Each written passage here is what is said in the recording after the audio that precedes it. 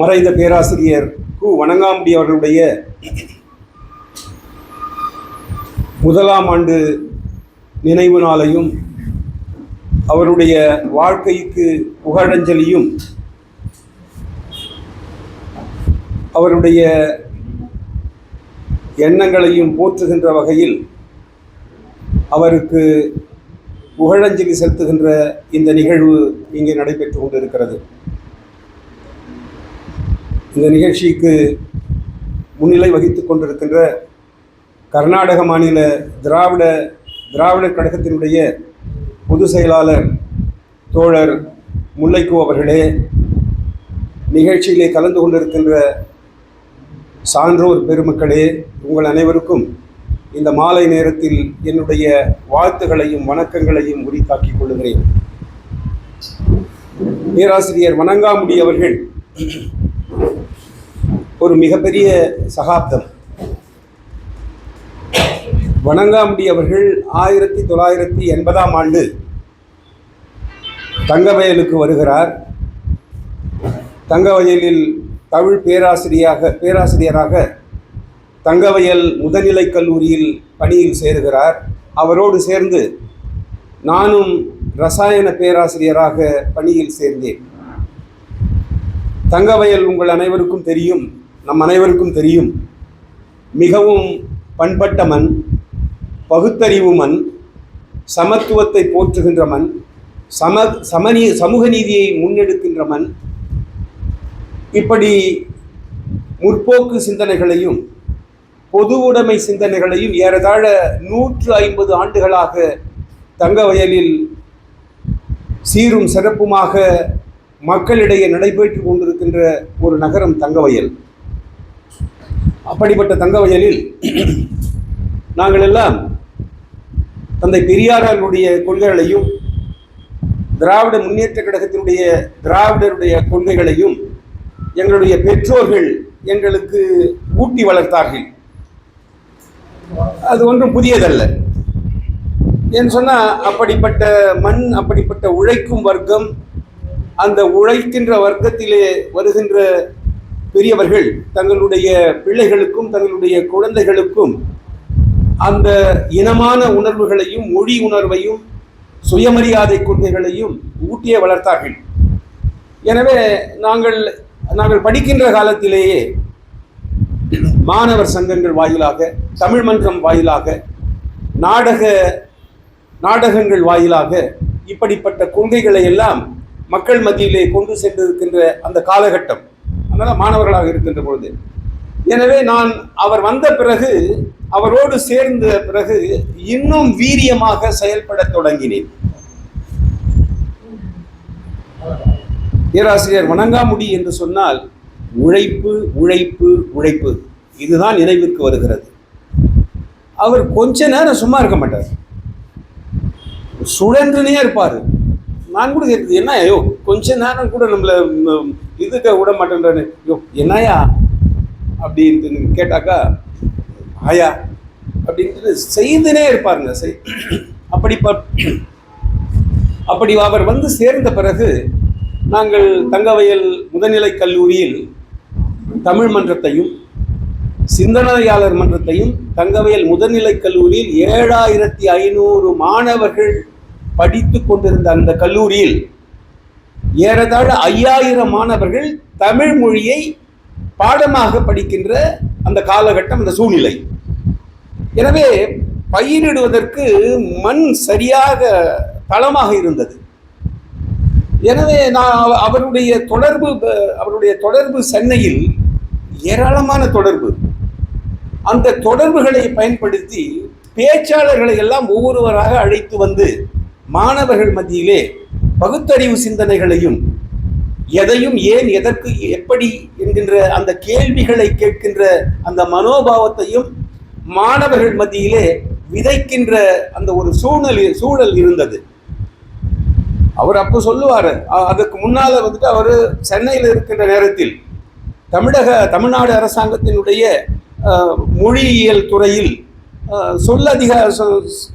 சொல்லாராய்ச்சி அந்த துறையில் அவர் முடித்த உடனே எம்ஏ முடித்த உடனே அங்கே சேர்ந்திருக்கார். அங்கிருந்து அதற்கு பிறகு தந்தை பெரியாருடைய திடல், அந்த திடலில் கொஞ்ச நாட்கள் குடியரசு இதழில் கூட பணியாற்றி இருக்கிறார்.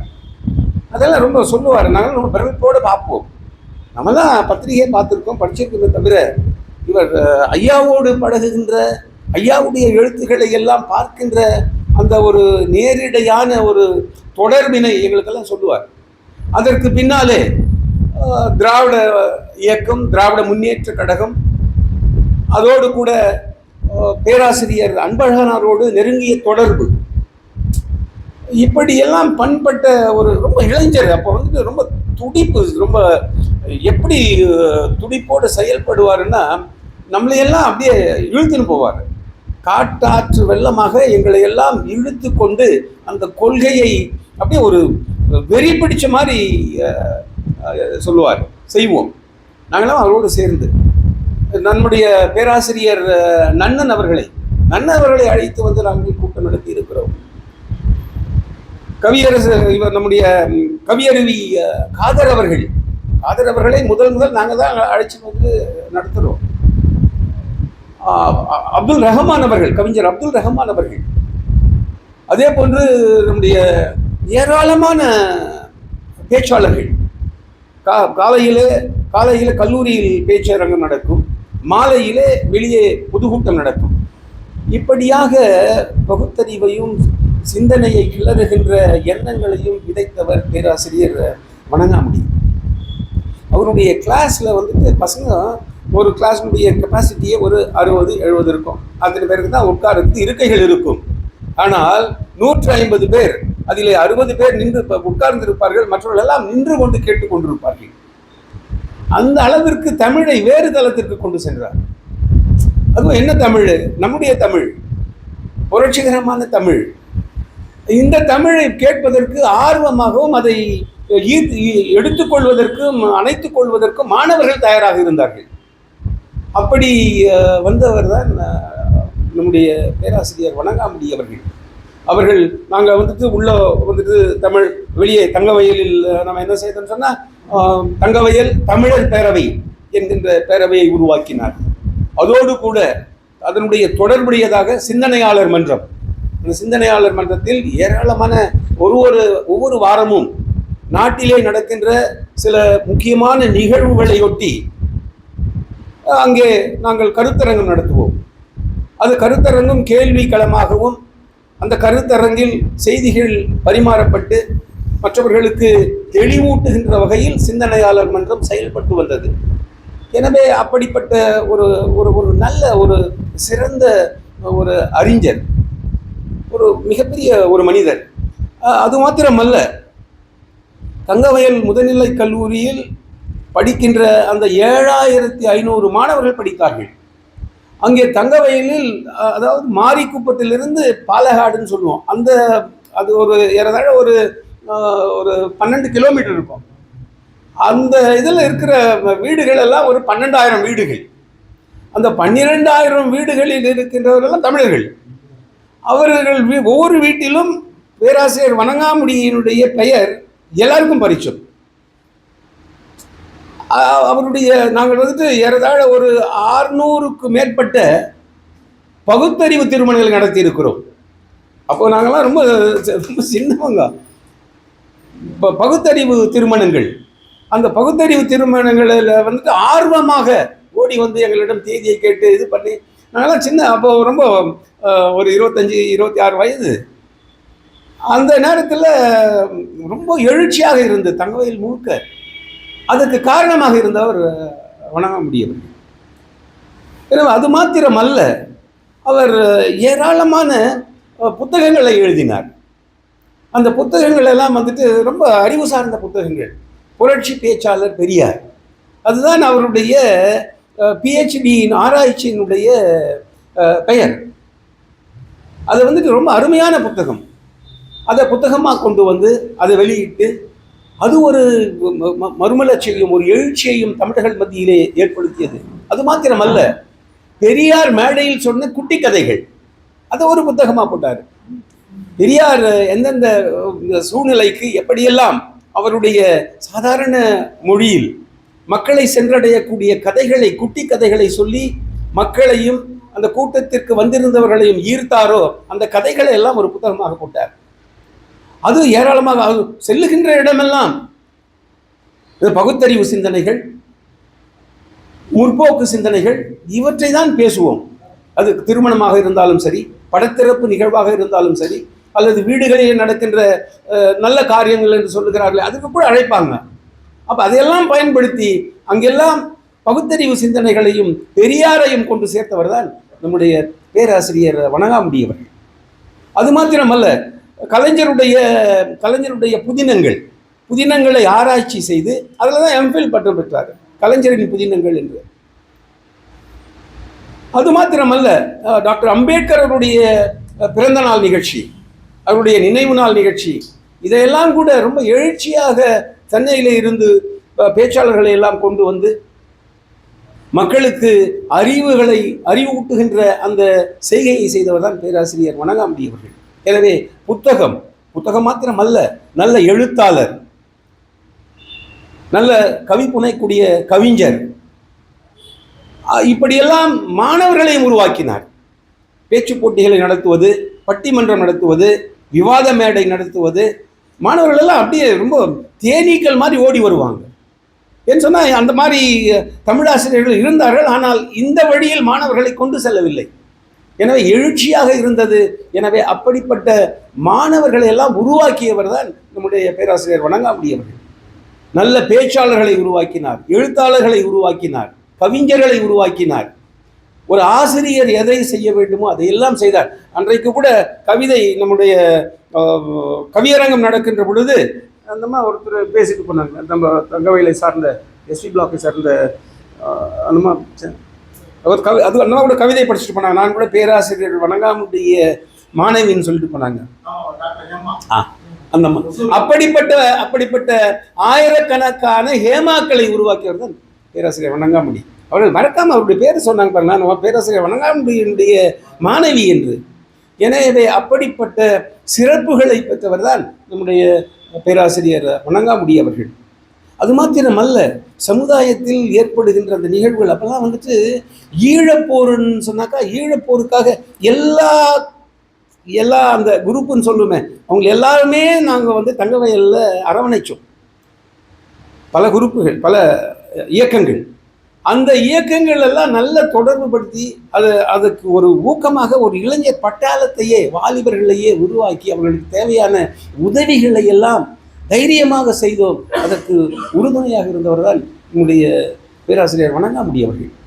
அது மாத்திரமல்ல, இன்றைக்கு இருக்கின்ற கவிஞர் வைரமுத்து அவர்கள், சாகித்ய அகாதமி விருது பெற்ற வைரமுத்து அவர்கள், அதெல்லாம் ஒன்றும் பிரபலம் இல்லை. அவர் அந்த நேரத்தில் அவரை தங்கவயலுக்கு கூட்டின்னு வந்தோம். அவருக்கு காரணமே இவர் தான். எனவே இப்படி ஏராளமான தமிழ் பணி, அதிலும் குறிப்பாக அவருடைய பணி என்னன்னு சொன்னால் பகுத்தறிவு பணி, தந்தை பெரியார் பணி. பெரியாருடைய பெருந்தொண்டனாக திகழ்ந்தார். அவர் நடத்தை சொல்வது மாத்திரமல்ல, செயலிலும் அவர் பெரியாருடைய கொள்கைகளை தலைமையில் சுமந்து செல்லுகின்ற இடமெல்லாம் சொன்னார். அதே போன்று கல்வி நிலையங்களை உருவாக்கினார். விஸ்டம் என்கின்ற ஒரு ஸ்கூல், ஒரு பள்ளிக்கூடத்தை முதலில் தங்கவயலில் உருவாக்கினார். விஸ்டம் என்கிற ஸ்கூல். அதற்கு பின்னாலே அது விரிவடைந்து ஒரு ஹையர் செகண்டரி ஸ்கூலாக ஏறத்தாழ 2000 மாணவர்கள் படிக்கக்கூடிய பள்ளியாக அதை மேலே கொண்டு சென்றார். அது மாத்திரமல்ல, சங்கத்தில் ஒரு பள்ளி, திருவண்ணாமலையில் ஒரு பள்ளி, இப்படி மக்களுக்கு அறிவூட்டுகின்ற கல்வி ஒன்றுதான் இந்த சமுதாயத்தை புரட்டி போடுகின்ற, முடைநாற்றம் எடுக்கின்ற மூட பழக்க வழக்கங்களை முதுகெலும்பை முறிக்க செய்கின்ற செயல் கல்வி ஒன்றுதான். அந்த ஆயுதம் நம்முடைய அடித்தட்டு மக்களுக்கு, அடக்கி ஒடுக்கப்பட்ட மக்களுக்கு, உழைக்கின்ற மக்களுக்கு சரியாக சென்றடைய வேண்டும் என்கின்ற எண்ணத்தோடு கல்வி நிலையங்களை உருவாக்கி அதை நடத்தி வந்தார். ரொம்ப உழைப்பு, எங்க இருந்தாலும் சும்மா இருக்க மாட்டார், எதனா அவன் செய்துனே இருப்பார். அதனுடைய தொடர்பாக தான் தமிழகத்திலே மிகப்பெரிய ஒரு ஆளுமையாக திகழ்ந்தார் நம்முடைய ஐயா முனைவர் விஸ்வநாதன் ஐயா அவர்கள். தமிழ் இயக்கம் என்கின்ற அந்த இயக்கத்தை தொடங்குகின்ற பொழுது அதிலே ஐயா அவர்கள் சேர்ந்து அவருடைய வலதுகரமாக செயல்பட்டார். இவர் மீது வைத்திருந்த நம்பிக்கை, இவருக்கு கொடுத்த அந்த அசைன்மெண்ட்ஸ், அவருக்கு கொடுத்த அந்த காரியங்களை எல்லாம் எழுன்னு சொன்னால் இவர் என்னையே அனுப்பார். அப்படி எல்லா இடங்களிலும் உழைத்தது நம்முடைய மதிய அவர்கள் சொன்னதை போல இன்றைக்கு நம்முடைய பேராசிரியர் நம்முடைய பாரதிதாசனார் அவர்கள் அவருடைய பிறந்த தினத்தை தமிழ்நாளாக, உலக தமிழ்நாளாக அறிவிப்பதற்கு அவர் கூட ஒரு காரணமாக இருந்தார். அதற்கு பின்னாலே தான் அவர் இயற்கை எழுதினார். எனவே அவர் பாரதிதாசன் அவர்களோடு, அவருடைய படைப்புகளோடு நெருங்கி இருந்தார். அவருடைய பேராசிரியர் செல்வராசன் அவர்கள் அவருடைய மாணவராக திகழ்ந்தவர் இவர். எனவே இப்படிப்பட்ட ஏராளமான திறமைகளுக்கும் அவருடைய கொண்ட கொள்கையில், அவர் கொண்ட அந்த நேர்கொண்ட வழியில் என்றைக்கும் அவர் பிறழியதும் கிடையாது, தடம் மாறியதும் கிடையாது. அப்படிப்பட்ட தளத்திலே பணியாற்றுவதுதான் நம்முடைய பேராசிரியர் வணங்காமுடி அவர்கள். ஏன் இப்படிப்பட்ட அவருக்கு நாம் அவருடைய வாழ்க்கைக்கு நாம் புகழஞ்சலி செலுத்துகிறோம்? ஏன் அவருடைய வாழ்க்கையை நாம் திருப்பி பார்க்கிறோம் என்று சொன்னால், வாழ்ந்து கொண்டிருக்கின்ற நமக்கெல்லாம் அவருடைய இத்தகைய கருத்துகள், இத்தகைய எண்ணங்கள் நமக்கு கூட ஒரு உத்வேகத்தையும், நமக்கு கூட ஒரு ஊக்கத்தையும் தருகின்ற ஒரு சக்தியாக மாற வேண்டும் என்பதுதான் அவருடைய எண்ணமும். அதற்காக தான் இப்படிப்பட்ட நிகழ்ச்சிகளில் நமக்கு எண்ணிக்கை பெரிதல்ல, நம்முடைய எண்ணமும் குறிக்கோளும் தான் பெரியது. அதனால்தான் இன்றைக்கு நாம் செல்லும் இடமெல்லாம் பகுத்தறிவை பேசுகிறோம், பொது உடைமையை பேசுகிறோம், முற்போக்கு சிந்தனையை விதைக்கிறோம். அதனால்தான் பேராசிரியர் வணங்காமுடி அவர்கள் ஒரு போராளி, சமூக போராளி, ஒரு ஜாதி மறுப்பாளர், மத மறுப்பாளர். அது மாத்திரமல்ல, மிக சிறந்த ஒரு மனிதநேயம் மிக்கவர்.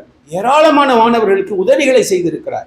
பார்ப்பதற்கு மிகவும் எளிமையானவர், ரொம்ப இனிமையானவர். அதே நேரத்தில் ரொம்ப தீர்க்கமான கருத்துக்களையும் தீர்க்கமான எண்ணத்தையும் கொண்டு அதை செயல்படுத்த வேண்டும் என்ற எண்ணத்தோடு பணியாற்றி கொண்டிருந்தவர் தான் நம்முடைய பேராசிரியர் வணங்காமுடி அவர்கள்.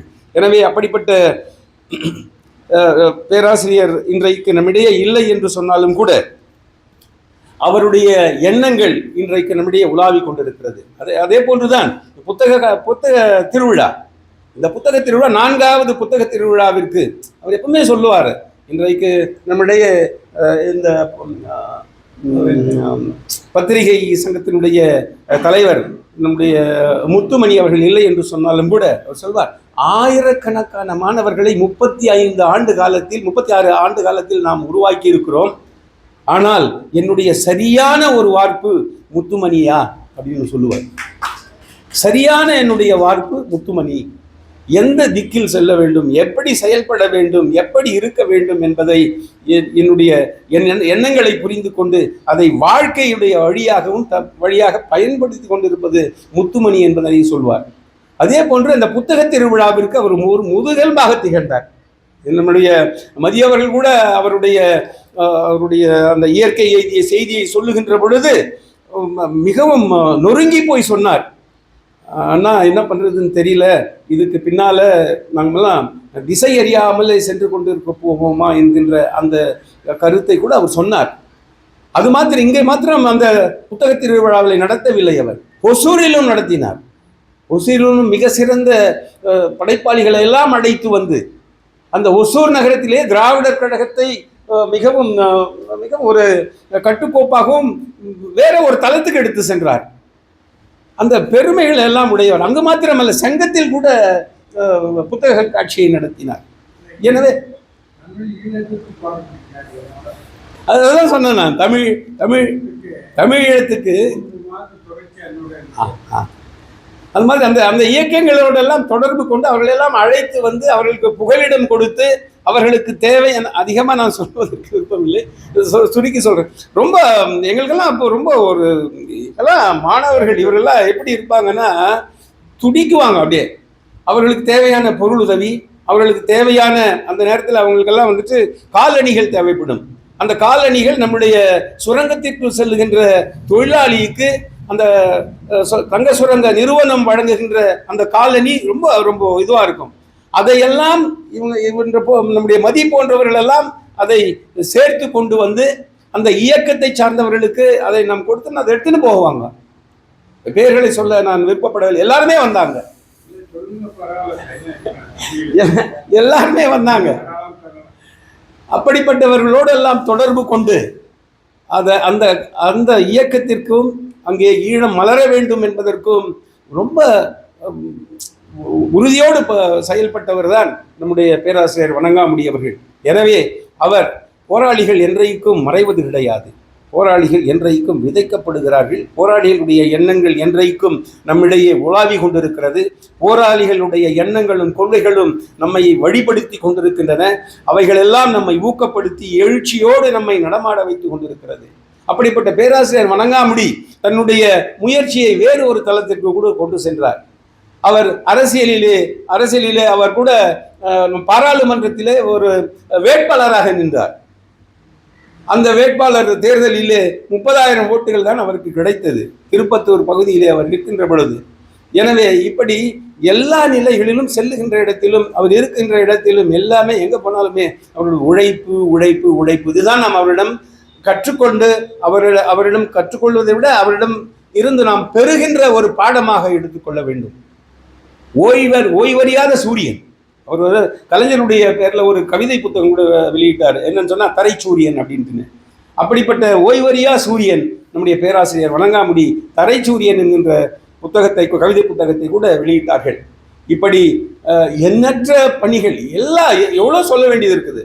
எழுத்து பணி மற்றும் அதே போன்று எல்லா நிலைகளிலும் நம்முடைய கல்லூரியில் அவருக்கு தருகின்ற எந்த ஒரு பணியாக இருந்தாலும் அதை மற்றவர்களுக்கு ஒரு முன்மாதிரியாக செய்து அதை முழுமையாக முடித்து மற்ற மொழியினர் கூட இவரை பார்த்து ஆச்சரியப்பட்டு இவரிடம் இருந்து கற்றுக்கொள்ளக்கூடிய ஒரு நிலைக்கு இவர் தன்னை உயர்த்தி கொண்டார். அங்கெல்லாம் அப்பெல்லாம் கூட மிகவும் எளிமை, எப்பவும் இனிமை, எப்பவும் மற்றவர்களுக்கு உதவ வேண்டும் என்கின்ற அந்த எண்ணம். அதே போன்று எந்த ஒரு இதுக்கும் காம்ப்ரமைஸாக ஆக மாட்டார், பகுத்தறிவுக்கு காம்ப்ரமைஸாக ஆக மாட்டார், அது ஏற்றுக்கொள்ளவும் மாட்டார். அப்படிப்பட்ட ஒரு மிக சிறந்த ஒரு பேராசிரியர். அந்த பேராசிரியர் இன்றைக்கு நம்மிடையே இல்லை என்று சொன்னாலும் கூட அவருடைய நினைவுகளை போற்றுகின்றோம், அவருடைய வாழ்க்கைக்கு புகழஞ்சலி செலுத்துகின்றோம்.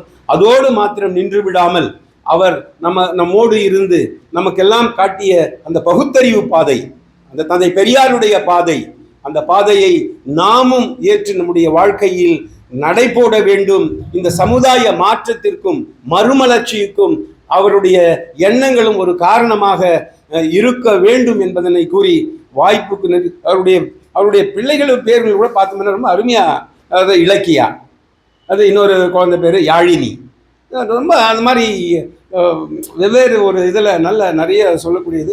எனவே அவருடைய புகழை என்றைக்கும் நாம் தூக்கி நிறுத்துவோம், மற்றவர்களுக்கு வெளிச்சம் போட்டு காட்டுவோம். அவர் கூட நம்மிடையே இருந்தார். அவரை போல நாமும் உயர வேண்டும், நாமும் பகுத்தறிவு சிந்தனைகளை நம் வாழ்க்கையிலே கொண்டு செல்ல வேண்டும். அந்த மொழியின் மீது கொண்டிருந்த அந்த தீராத தாகம், அந்த மொழியின் மீது கொண்டிருந்த அந்த தீராத பற்று, இவைதான் நமக்கெல்லாம் ஒரு நல்ல ஒரு வழியாக இருக்கும் என்று. அதே கல்லூரியில் அவரோட அந்த நினைவுகளால் பசுமை நினைவுகள் இருக்குது. ஐயாவுக்கு குறித்து திரு சாய் ரமணன் அவர்கள் 2 நிமிஷம் பேசுறது கேட்டிருக்காரு. நான் இன்னைக்கு உங்ககிட்ட நின்று பேசிட்டு இருக்கிறேன். சாய் ரமணன் ஒருத்தர் தெரியணும்னா அதுக்கு முக்கிய காரணம் வணங்காமுடி தான். என்ன ரீசன் அப்படின்னா, நான் ஒசூல் இருந்தேன். ஒரு 2015 நான் ஐயாவோட சேர்ந்து ஒர்க் பண்ணியிருக்கேன். என்னுடைய நண்பர் சாந்தி நாராயணன் ஒருத்தர் தீக்காவில் இருக்காரு. நாங்கள்லாம் புத்தக திருவிழா நடத்துவோம். 2017-18 ஒரு தனியாக ஒரு புத்தக திருவிழா நடத்தும் போது ஐயா எங்களுக்கு பழக்கம். எந்த ஒரு தமிழ் அப்படின்னு சொல்லிட்டு போனீங்கன்னா போதும், நீங்கள் இந்த இயக்கத்தில் இருக்கணும், அந்த இயக்கத்தில் இருக்கணும் அப்படின்லாம் எதுவுமே அவசியமே கிடையாது. நீங்கள் தமிழுக்காக ஏதாவது ஒன்று செய்கிறீங்க அப்படின்னா உங்களுக்கு ரொம்ப உறுதுணையாக இருப்பார். அப்போ நான் பெங்களூருக்கு ஷிஃப்ட் ஆகிட்டேன். ஒரு 2019 நான் பெங்களூர் ஷிஃப்ட் ஆகும்போது அவர் எனக்கு சொன்னார், நீங்கள் பெங்களூர் இருக்கீங்கன்னா என்னோட மாணவர் ஒருத்தர் அங்கே இருக்காரு, முத்துமணின்னு சொல்லிட்டு, என்னோட மாணவர் ரொம்ப நல்லா பண்ணுவார், நீங்கள் வேணா அவர் போய் பாருங்கள், அவரும் புத்தகத்துக்குலாம் அங்கே நான் சொல்லியிருக்கேன் ஆரம்பிக்கிறதுக்கு, உங்களால் முடிஞ்சு சப்போர்ட்டை பண்ணுங்க அப்படின்னதுக்கப்புறம் நான் முத்துமணி கிட்ட நிற்கும் போது சொன்னேன், இந்த மாதிரி வணங்காமுடி அனுப்பிச்சிருக்காரு அப்படின்னு உடனே அவருக்கு ஒரே குஷியாயிடுச்சு. என்னுடைய ஆசிரியர் அனுப்பிச்ச ஒரு ஆள் அப்படின்னு சொல்லிட்டு தான் என்னை ரொம்ப அறியப்படுத்தார். ரொம்ப நன்மையாக இருக்கும். அதாவது பெரியார் நம்ம நிறைய விஷயங்களை பார்த்துருப்போம். பின்னடிமை போக்கியவர், பகுத்தறிவு பகலவன் எல்லாம் பார்த்துருப்போம். ஐயா வந்து ஒரு வித்தியாசமான கோணத்துல பேச்சாளராக பார்த்துருப்பாரு. அந்த ஒரு புத்தகம் வந்து ரொம்ப அருமையான புத்தகம். ஐயாவோட புத்தகம் வந்து நீங்க அது படிச்சே ஆகணும். அதாவது பேச்சாளரான ஆங்கிள் பெரியார் எப்படி இருந்தாரு, யாருமே அந்த மாதிரி திங்க் பண்ணிட மாட்டாங்க. அது வந்து ஒரு டிஃப்ரெண்டான திங்கிங்ல அந்த புத்தகத்தை கொடுத்துருப்பாரு. ஸோ அவர் வந்து நீங்க பேசும் அவர் கூட இருந்தவங்களுக்குலாம் தெரியும். அவர் கூட பேசும்போது பார்த்தீங்கன்னா தமிழ்ல வந்து ஆங்கிலமே கலக்க மாட்டாரு. நமக்கு சொல்லுவார் புலனும் முடிப்பாரு. புலனும்னாங்க வாட்ஸ்அப் தாங்க புலனும் அப்படின்னு சொல்லுவோம் அப்படின்னு சொல்லுவோம். நம்ம எப்பயுமே தமிழ்ல அவ்வளோ வராது இல்லையா? ஆனால் நிறைய கற்றுக் கொடுத்துட்டே இருப்பாரு. அந்த ஒரு இதே பார்க்க மாட்டாரு. அவரோட ஏஜ் நம்மளோட ஏஜ்லாம் பார்க்க மாட்டாரு. அந்த மரியாதை கொடுக்குற விஷயங்களா இருக்கட்டும், எதுவாக இருக்கட்டும், ரொம்ப அருமையா எங்களெல்லாம் நல்லா வழி நடத்தினார். அது ஒசூர்லையும் சரி, இங்க வந்ததுக்கு அப்புறமும் சரி, ரொம்ப அருமையா வழி நடத்தினாரு. கண்டிப்பாக ஐயாவோட மறைவுங்கிறது இன்னும் நம்ப முடியல என்னால. ஏன்னா நான் அப்பப்போ அந்த வீடியோலாம் ஐயாவோட வீடியோலாம் பார்ப்பேன். நம்ம ப்ரோக்ராம்ல எடிட் பண்ணும்போதெல்லாம் வந்து அவருடைய போட்டோஸு, ஏன்னா அவரோட வீடியோஸும் இருக்கு, அவரெல்லாம் பார்க்கும்போது என்னன்னா அவர் இல்லாத மாதிரியே எனக்கு தோணாது. ஏன்னா அது ஒரு பெரிய ஒரு வருத்தம் தான். பட் இருந்தாலும் அவர் நம்மளோட இருக்கிறார் அப்படிங்கிறத வந்து நம்ம வந்து முன்னேறி போயிட்டு இருக்கிறோம். நன்றி, வணக்கம். என்னுடைய பேராசிரியர் வணங்காமுடி அவர்கள் சொன்னது என்னுடைய நினைவு எங்களுடன் சரியாக பகிர்ந்து கொள்வது சரியாக இருக்கும் என்று நான் நினைக்கிறேன். என்னுடைய பெயர் வந்துட்டு நான் எப்பவுமே வணங்காமுடியை வந்துட்டு ரொம்ப நெருங்கியவர்கள் நாங்கள். நான் எப்பவும் வணங்காமுடின்னு கூப்பிட்டேன், முடி அப்படின்னு தான் கூப்பிடுவேன். அப்போது அவர் என்ன சொன்னார், ஏன் உன் பேர் வந்துட்டு உன் பேருக்கும் உன்னுடைய கொள்கைக்கும் உன்னுடைய செயலுக்கும் சரியா இல்லையா? கிருஷ்ணகுமார்னு யாரையா உனக்கு பேர் வச்சது, எப்படியா பேர் வச்சாங்க அப்படின்னு. ஏன்னா எங்கள் அப்பா தீவிர திராவிடர் கழகம். அப்போல்லாம் வந்துட்டு வீட்டில் இது மாலைமணி, PS இளங்கோ அவர்களுடைய மாலைமணி, அப்புறமா முரசொலி, இதுதான் நாங்கள் அப்போல்லாம் படிப்போம். எப்படி உனக்கு மாத்திரம் வந்து என்னோடு பிறந்தவர்கள் 7 பேர். என்னுடைய முதல் தங்கை பேர் வந்து மலர்விழி, 2வது தங்கை பேர் தேன்மொழி, 3வது தங்கச்சி பேர் கலைவாணி, 4வது தங்கச்சி பேர் கவியரசி. அடுத்து தம்பி சேரன், இன்னொருத்தன் சோழன், இன்னொருத்தன் பாண்டியன். இது என்னையா இது, இவ்வளோ வந்துட்டு தமிழ் பெயர்கள் இருக்கும்போது உன் பேர் மாத்திரம் என்னையா, உன் பேரை மாற்றிடுறேன்யா அப்படின்னாரு. அதுக்கே இப்போ போயிட்டு ஆயிடுச்சு 25-26 வயசாச்சு. அப்போது அவர் வந்த புதுசில் அப்போ சொன்னார் மாற்றிடுறேன்யா அப்படின்ட்டு. என்னன்னுயா மாற்ற போகிற அப்படின்னு. அதுக்கு முன்னால் எப்படி உனக்கு மாத்திரம் இந்த கிருஷ்ணகுமார் அப்படின்னு இந்த புராண பேரை யாரையா வச்சுது அப்படின்னா. அப்போ நான் சொன்னேன், எனக்கு எங்கள் அப்பா என்ன சொன்னாருன்னா, எங்கள் அப்பா கூட பிறந்தவர் இன்னொரு அண்ணன், இவங்க 2 பேர் தான். அப்போது எங்கள் அப்பாவுக்கு முதல்ல கல்யாணம் ஆயிருக்கு, அதுக்கு முதல் குழந்தை பிறந்திருக்கு, நான் தான் பிறந்திருக்கேன். அப்போது எங்கள் பெரியப்பா எனக்கு பேர் வச்சுருக்காரு. இப்போ என்னத்துக்கு அந்த பேரை வச்சாருன்னு சொல்கிறாருன்னா, அந்த காலத்துலலாம் எல்லாம் சொல்லுவாங்களாம், நீ என்ன பெரிய டாட்டாவா, பெரிய பிர்லாவா, இதுதான் அந்த காலத்தில் தெரிஞ்ச பணக்காரர்கள். நம்ம சாதாரண மக்களுக்கு தெரிஞ்சது என்ன பெரிய டாட்டாவா பெரிய பிர்லாவான்னு பேசுவாங்க. அப்போது எங்கள் பெரியப்பா வந்துட்டு எனக்கு கிருஷ்ணகுமார் அப்படின்னு பேர் வச்சது காரணம் என்னன்னா, பிர்லாவினுடைய பேர் KK பிர்லா, கிருஷ்ணகுமார் பிர்லா. இவன் பிர்லா மாதிரி வரணும், இவன் பிர்லா மாதிரி ஆகணும்ட்டு கிருஷ்ணகுமார்னு எனக்கு பேர் வச்சுக்கிறாரியா, வேற ஒன்றும் இல்லை, அந்த பேரை எடுத்துடலாயா, இதுதான் காரணம்யா, வேற ஒன்றும் இல்லை. பிர்லா மாதிரி நான் பணக்காரனா வாங்கணும், KK பிர்லா, கிருஷ்ணகுமார் பிர்லா அப்படிங்கிறது பிர்லா இல்லை, நம்ம பிர்லா இல்லையே, அடக்கி ஒடுக்கப்பட்டே இன்னும் இல்லையா, அதனால வெறும் கிருஷ்ணகுமாரை வச்சுட்டாங்களாயா அப்படின்னு எங்கள் அப்பா சொன்னார் எனக்கு அப்படின்னு. சரி அவன் பேரை மாற்றிடுறேன். சரி என்னையா மாற்றுவேன் அப்படின்னு. சேரலாதன் அப்படின்னு மாற்றிடுறோம்யா அப்படின்னா பேர், அதெல்லாம் சேரலாதன் அப்படின்னு மாற்றிடுறேன்யா அப்படின்னாரு. இப்போ வேண்டாம் விட்டுடியா அப்படின்ட்டு. இந்த சிறிய ஒரு நினைவை உங்களோடு பகிர்ந்து கொள்வதற்கு நன்றி.